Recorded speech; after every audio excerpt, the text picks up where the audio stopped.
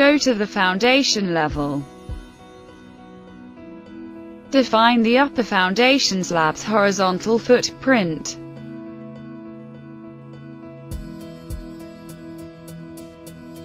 Insert the lower foundation slab.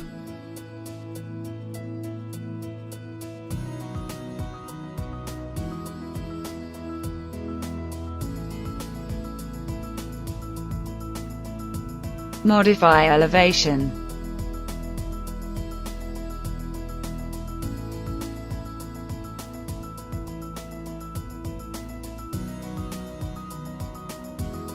Now insert the columns starting from the lower foundation slab.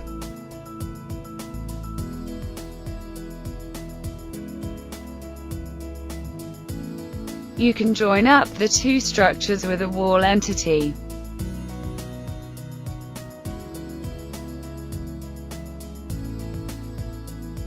Overlap the upper slab to the connection wall entity.